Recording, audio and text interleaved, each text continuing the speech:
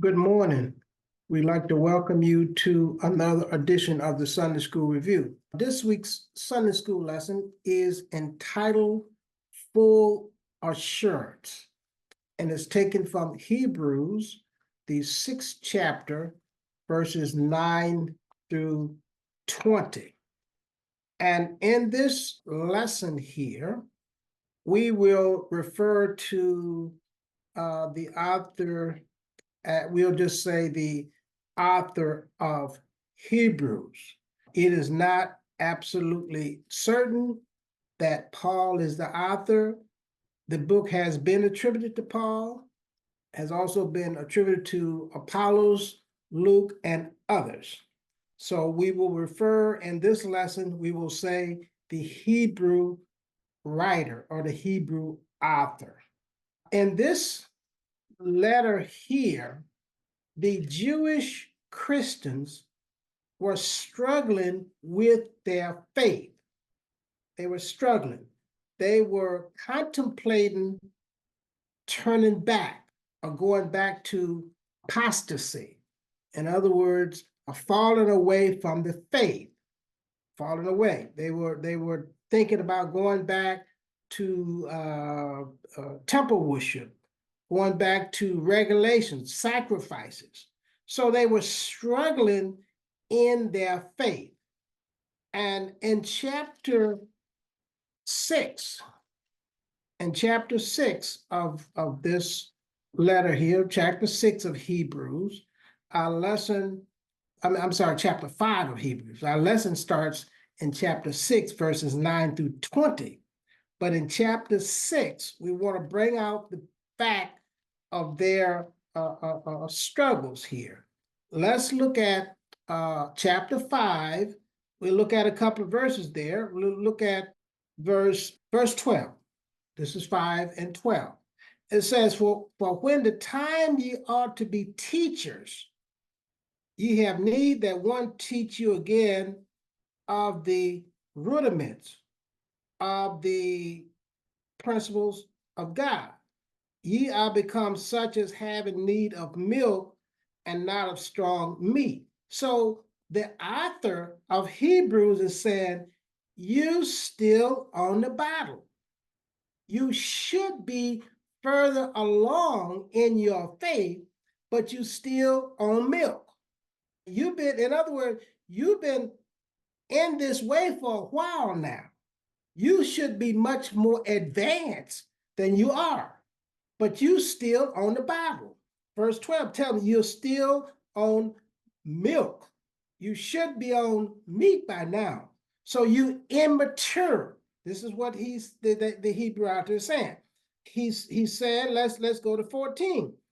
Well, it talks about 13 talks about milk is for one, the immature basically, and strong meat are for those of full age. So basically, the Hebrew writer is saying to these Jewish Christians here that you are still immature because you still on milk. By now, you should be on meat. So he's explaining their immaturity. So as I said, they're having struggles. They're struggling in their faith walk. They're struggling in their faith walk. Okay, now we go now to chapter 6, and we start at verse 9. There are 3 outlines in our lesson. The first outline is remain faithful. That's verses 9 through 12 of chapter 6. The second outline is you have an example. That's verse 13 through 15. The third outline is you have his word. That's verses 16 through 20. And as I said to you, they are immature. And that's what chapter 5 is dealing with. Their immaturity, their spiritual immaturity, where they should be further along in their spiritual growth, whereas they are not. Okay, but let's go to our first outline. You have remain faithful. So So the author is telling them, don't give up. Don't give up. Press on. Yeah, in 5, he said, you're not as far advanced, far along as you should be. But starting in this and verse 9, he's telling them to don't give up. Press on. Let's read verse 9. But beloved, ye are persuaded better things of you, and things that accompany salvation, though we does speak. Verse 10, for God has not forgotten, for God is not unrighteous to forget your work and labor of love ye have shown toward his name, in that ye have ministered to the saints and do minister. Okay, so God is, so the writer is giving them encouragement. He said, God has not forgotten. Let's also read verse 11. I don't think we read that. And we desire that every one of you do show the same diligence to the full assurance of hope to the end. In other words, press on. Don't give up. Press on. For God has not forgotten your work, your labor of love. And God is faithful. In other words, you remain faithful, for God is faithful. He has not forgotten about you. He has not forgotten. But the author said, I want you to grow into maturity. Even though you're not as far along as you ought to be, don't give up. Keep pressing. For God has not forgotten your labor of love. You will be rewarded. You will be rewarded. Don't give up. Continue to grow into maturity, into spiritual maturity, until your faith matures. Let's read verse 12, which is the last verse in this outline. But be not slothful. Be not slothful, but followers, imitators of them who through faith and patience inherit the promise. So if you remain diligently, don't give up, keep pressing, you will be rewarded. This is what he's telling them. God has not forgotten. Just hold on. Keep pressing. For God is faithful, and you will be rewarded. So just remain faithful. That's what the outline says. Remain faithful. Don't give up. God has not forgotten, and you will be rewarded for your faithfulness. Okay, now let's go to the second outline, which is you have an example. It starts at verse 13.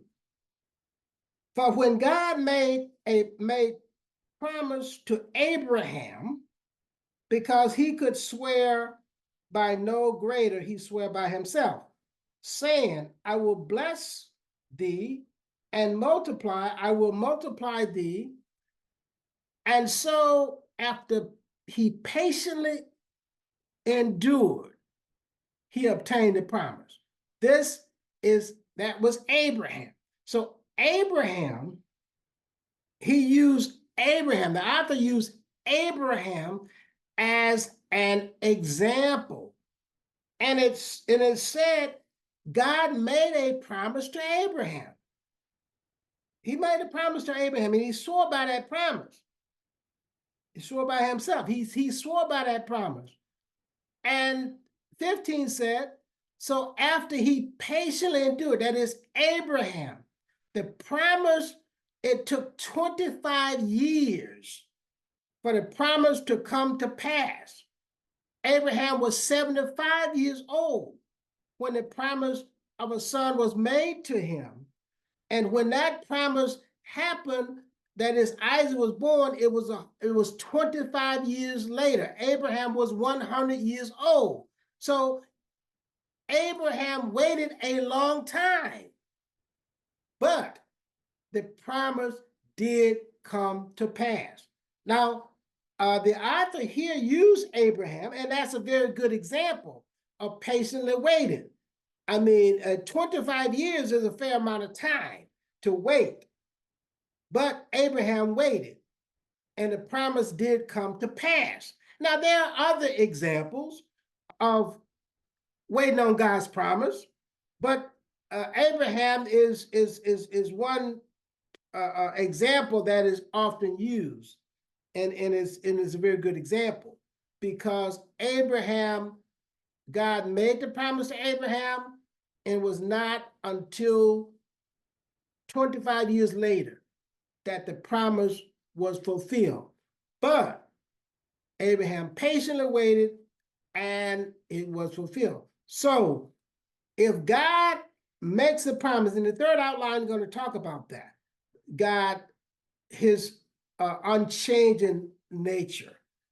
If God makes a promise, you can count on it. As they say, you can take that to the bank.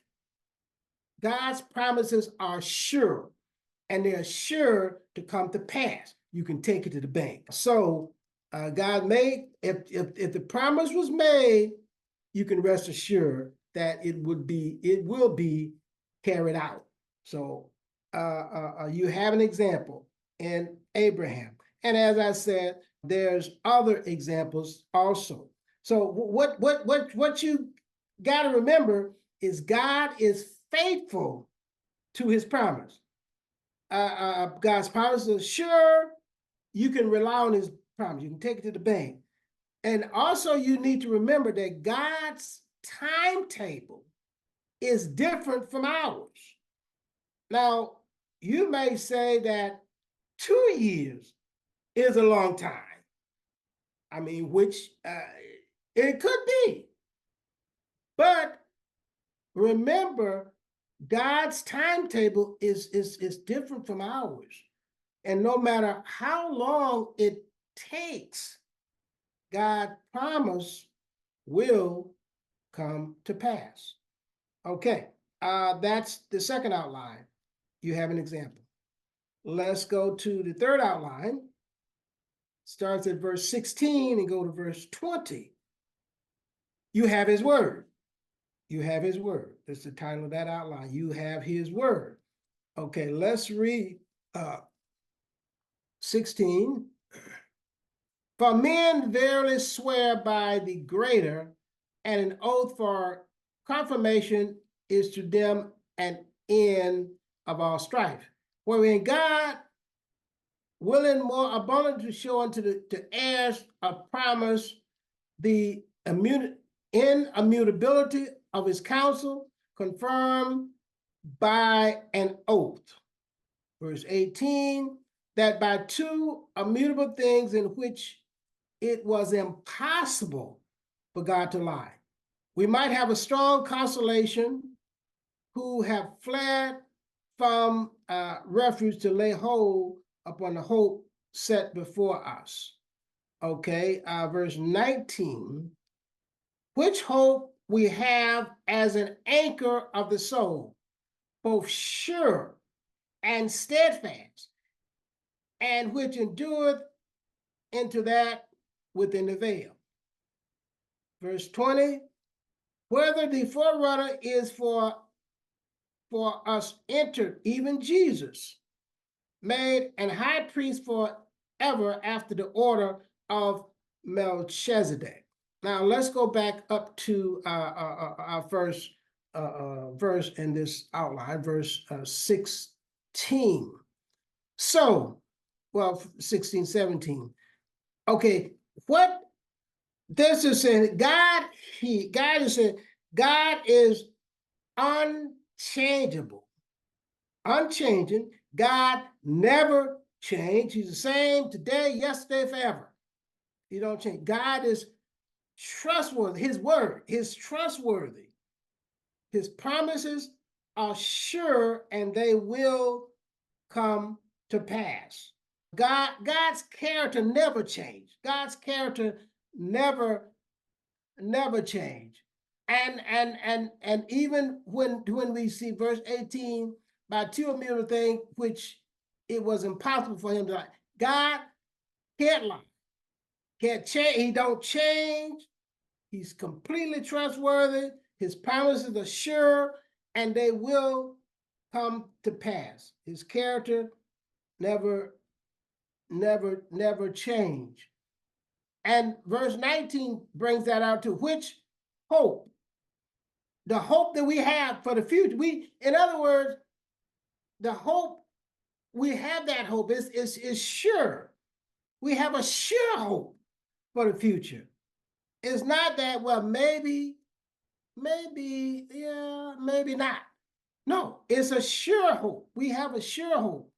Verse 19 said, which hope we have as an anchor for the soul, both sure and steadfast, which entered into within the veil. Now, this here is talking about, okay, in verse 20, talking about Christ, Jesus. Jesus went behind the veil. Before, only the high priest could enter into the holies of holies once a year and offer a sacrifice, atonement for the people. Jesus Christ broke down that veil where we have complete access to God. It's no longer we have to wait for the priest to go in once a year and offer sacrifices, atonement.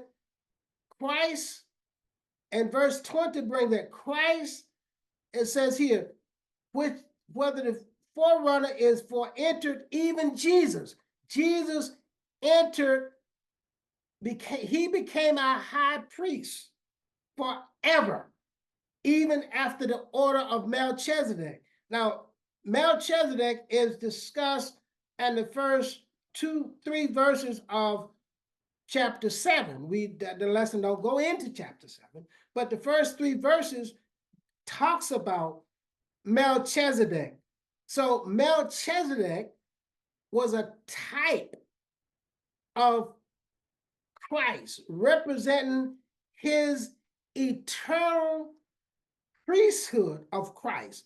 So Christ is an eternal priest forever after the order of Melchizedek. As I said, verses 1 through 3 of chapter 7 talks about Melchizedek not having a father, being a priest forever. That was a type of Christ's eternal priesthood. So Christ is both king and priest, eternal priesthood forever after that, the order of Melchizedek. So Christ is, that's what verse 20 referencing the Jesus made a high priest forever. And I think we understand what forever is, for all eternity. Forever is forever. After that, the order of Melchizedek. Christ is our is eternal priesthood after the order of Melchizedek. That's where the idea of Melchizedek come in. If you want to explore that a little bit more, you just read on the first 3 verses of chapter 7 of Hebrews, explains that maybe a little bit more clear here. So this is what the last outline said. You have his word. In other words, he gave you his word, okay? And because he's unchangeable, he's trustworthy, he's the same yesterday, today, forever. God's character don't change.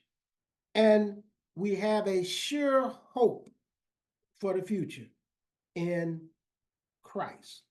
And that's our lesson today, full assurance. And the author of this letter here, even though initially he was talking about, the author was talking about their spiritual immaturity, telling them and giving them encouragement to don't give up. Hold on, press on. You will be rewarded. We'd like to thank you for watching. We ask you to join us next week for another edition of the Sunday School Review. Thank you.